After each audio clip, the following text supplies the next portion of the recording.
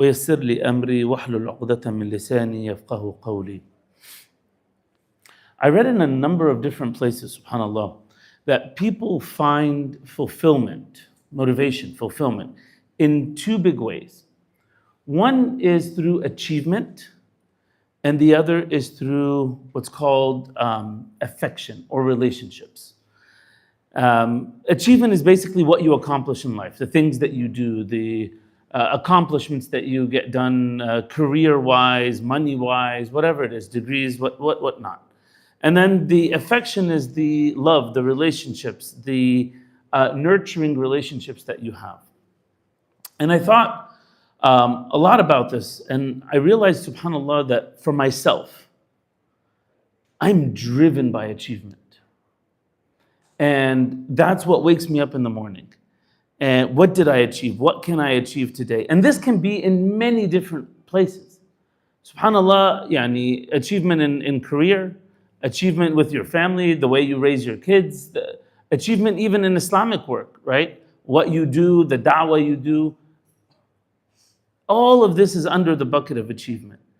And as I'm getting older, I'm pausing and reflecting with myself, and I start to wonder, what is this achievement costing me? What am I losing by being driven by achievement to this degree? What are the impacts of this? What are the relationships around me looking at? And subhanAllah, just to pause for a second, because I'm going to guess that a lot of people here could be also driven or fulfilled by achievement. And especially, subhanAllah, in this day and age that we're in today, it's like, what did you achieve? They even say, like, what legacy are you going to leave behind, right? As you grow and like, what's the impact that you're going to have? And I wondered why. Why is achievement one of the major drivers for people today? And subhanAllah, it comes back to this idea of tangible.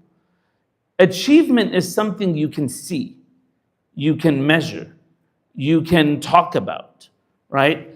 And it's rewarded. It's rewarded by people and so forth. You finish a project, you get a promotion, you do this, you hit a goal, you see those results, it gives you that dopamine rush in your head.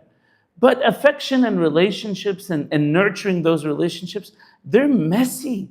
They're slow, they're unquantifiable, you can't measure them. Like, who gets rewarded or gets that fulfillment from listening to your spouse? Right? Sitting and listening to your spouse. Fully present. Or sitting down and listening to your kids. It's slow. That fulfillment doesn't come instantly. So our brains, subhanAllah, pull us towards that tangible, measurable achievement because that's what our souls crave sometimes. And you know, brothers and sisters, a vulnerable moment here. I struggle with this. I really, really struggle with this. And this is why I wanted to do this khatira, because when you give khatiras, you're the first person who listens. You're the person, inshallah, that benefits the most. So may Allah subhanahu wa ta'ala help us all. But I have to pause and reflect, like, when my time is up, how do I want to be remembered?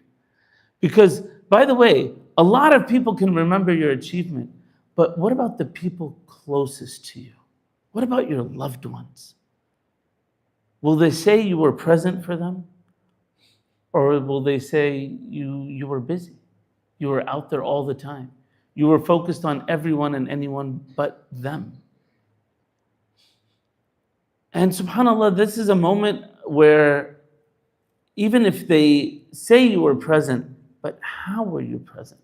The Prophet ﷺ said, أَلَا أُخْبِرُكُمْ بِمَنْ يُحَرَّمْ عَلَيْهِ النَّارِ. Should I not tell you who is forbidden from going to the hellfire? عَلَى كُلِّ قَرِيبٍ هَيِّنٍ لَيِّنٍ. Every person that is close, approachable, easygoing, and gentle. And I pause with myself and I say, subhanAllah, am I that person? Am I easygoing? Am I gentle? Am I approachable? Or is that drive for achievement, that busyness that we're all in, making us not those people? And subhanAllah, the hadith says, these are the people that will not go into hellfire. They didn't say those who will achieve this or achieve that. It was about the relationships. And the Prophet ﷺ said, I have come to perfect character. This is my mission. And when you zoom out and you look at rahmatan lil alameen, a mercy to mankind, the relationships, the nurturing. And this is something, again, like I said, I'm saying this khatira because I believe I am in most need of this. But I ask each and every one of us to reflect, not on the people around you and starting to say, yeah, this person isn't doing this, but ask yourself, what has your drive for achievement cost you? And subhanAllah, this drive for achievement is never ending. Hal min mazid, there's always more. Because you look at people around you and someone has achieved more than you. Someone has. And when does it end? It ends with the grave. But it's that moment where you look back and you say, well, what about all the people that I may have been abrasive with? I may have ignored. I went to my office day and night and I went to work, and where was I? So, brothers and sisters, it's a question for us to reflect on. I don't have great advice, but I have this khatira, this reflection for all of us, inshaAllah, to take a moment, pause, step back, and evaluate that fulfillment, that drive that you have. And make sure, because the shaitan will come to you and say, you know what? No. The achievement is more important. And he'll mask it with, well, this is for da'wah, this is for amal salih, this is for ilmun yuntafa bi, this is for this is for that. But remember the model of the Prophet ﷺ. Remember the essence of our deen. And remember, when we're put in that grave, the people that will make dua for you, what will they say about you? Jazakumullah khair. May Allah subhanahu wa ta'ala guide us to what is right. May Allah subhanahu wa ta'ala purify our intentions. May Allah subhanahu wa ta'ala grant us the wisdom and the ability to see right as right and do it, and see wrong as wrong and beware of it. وصلى اللهم على محمد وعلى آله وصحبه وسلم تسليما كثيرا.